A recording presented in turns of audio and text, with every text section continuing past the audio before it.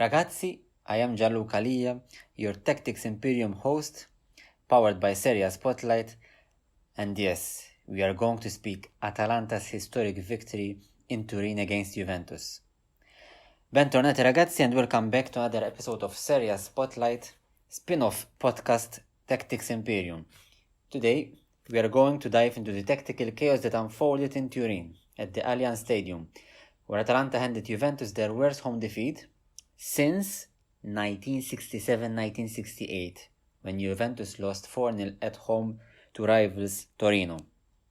That's right, folks, a result so bad that is making the ghosts of past Bianconeri legends shudder. A defeat that piles even more problems onto Juventus and Thiago Motta, and let's be honest, they have already got a few after a rough February and March between eliminations from the Champions League and the Coppa Italia. And believe me, I don't know which is the worst from them all. On the other hand though, this win catapults Atalanta into a potential title showdown against Inter on Sunday, and what a match we have.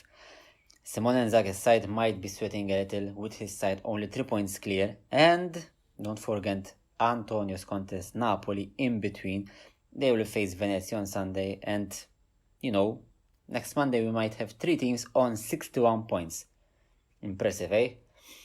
Alright, prima di tutto, let's break down how Giampiero Gasperini and his Atalanta side outclassed Juve in every department. First things first, this win was all about chemistry and cohesion for Atalanta. Meanwhile, Juventus looked like they were trying to put some IKEA furniture without the instructions, confused and all over the place, especially in the second half. Atalanta's performance was highlighted by an impressive 3.73 expected goal. That's expected goals for our new listeners, and for context, that's like ordering a medium pizza and getting an extra large with every topping. A number that high tells us that Atalanta weren't just creating chances, they were crafting high quality opportunities with precision. And before anyone asks, yes, expected goal is more than just a fancy stat for football nerds. It's a metric that evaluates the quality of chances based on factors like shot angle and distance from goal. A 3.73 is massive and proves that Atalanta could have honestly scored more. Juventus, meanwhile, looked about as threatening as a toothless lion. Now, here's the twist. Atalanta did all this with just 37% possession. So, how did they manage to wreak havoc with so little of the ball? Well, this is why context matters, amici miei. Football isn't like other sports, for example, basketball, where possession tells the whole story. Atalanta's plan was clear.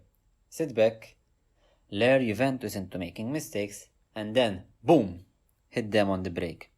Think of it as the football equivalent of a rope-a-dope strategy. Their vertical play was lethal, consistently exposing Juventus' shaky defensive setup. The Bianconeri were pushing a lot of numbers forward in the final third, but there was no real punch.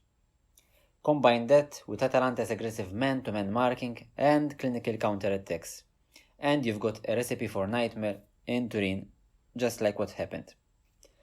Speaking of tactical gems, now let's talk about the move known as La Salida La Volpiana.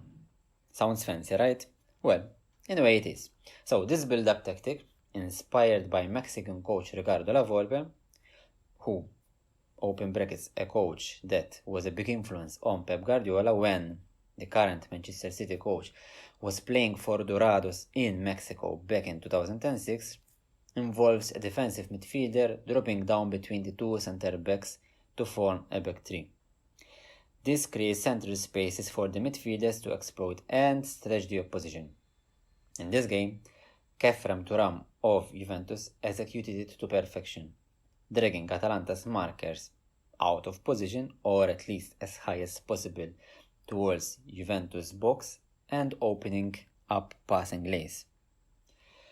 At the same time, Juventus did resort to long balls by their goalkeeper, Miguel De Gregorio. The idea was layering Atalanta's toward their own box, allowing their wingers and their striker, Colo Muani, up front, albeit against Atalanta's high and aggressive man-to-man marking, but leaving the wingers out and wide meant that both Kenan Yildiz and Nico Gonzalez could have chances of 1v1s against their opponents, and if Kolo Muani receives the ball, he would have easily hold on to the ball and then lay off to one or two midfielders who were trying to attack and exploit the half spaces which were empty at that point in time due to Atalanta's man-to-man marking, which is obviously a blueprint of Gasperini's defensive trademark.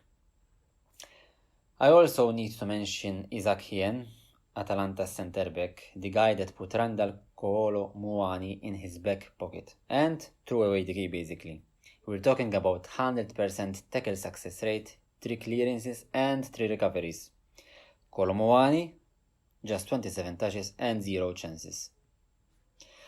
Now, at the same time, we are speaking about Juventus build-up, but there might have been one tactical decision that might haunt Thiago Motta in the next days or so, and it's this: leaving Federico Gatti in a 1v1 against Ademola Lookman in preventive marking.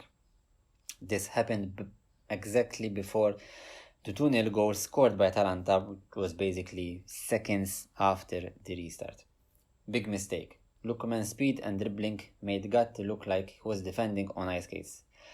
A better move would have been to double up on him, but obviously we are all speaking in hindsight. Making matters worse was actually Atalanta going 2-0 up, and it was game over practically. Juventus' tactical structure fell apart, and Atalanta smelled blood and went for the kill, adding 2 more goals and wrapping up what we can all call a Gasperini masterclass. So, what does this mean moving forward for Juventus? Back to the drawing board, and quickly, because there have plenty of crucial fixtures coming up and in some very tough places. Artemio Franchi di Firenze, Stadio Olimpico Rome twice, and Stadio Dall'Aro of Bologna. For Atalanta, this win is a statement, not just to Inter and Napoli, but to the rest of Italian football. If they can keep this level of tactical discipline and finishing, the title race just got a lot more interesting. So, that wraps up today's episode. We hope you enjoyed this tactical breakdown. Make sure don't forget to follow Serie A Spotlight on all social media platforms and wherever you get your podcast. I am Gian Lia and alla prossima!